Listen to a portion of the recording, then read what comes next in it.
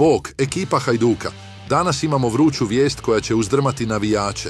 Ako ste od onih koji se vesele svakom potezu, pripremite se, jer ovo će vas ostaviti bez daha. Naš kapetan Lovre Kalinić se vratio i to punom snagom. Upravo tako sam je rekao da se osjeća u formi, trenira naporno i daje 100% na svakom treningu. Čovjek je toliko fokusiran da je čak izjavio da je napet kao puška. A sada, veliko pitanje koje nas sve muči. Hoće li ponovno preuzeti mjesto prvog golmana Hajduka? Pa, konkurencija je žestoka. Imamo Ivana Lučića, koji se također bori za svoje mjesto čak i nakon operacije koljena. Ali istina je da je Kalinić pokazao nevjerojatne performanse na treninzima i u prijateljskim utakmicama. Sjećate se prijateljske utakmice protiv Ruha, zar ne? Po onoj nesnosnoj vrućini bio je prava tvrđava, a večerašnja utakmica protiv Fenerbahčea?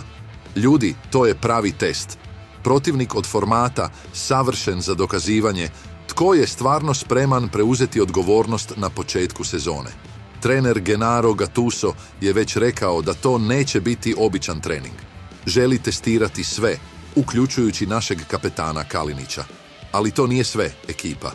Osim povratka našeg kapetana, imamo i mlade talente u ekipi koji trebaju osjetiti pritisak i buku s tribina.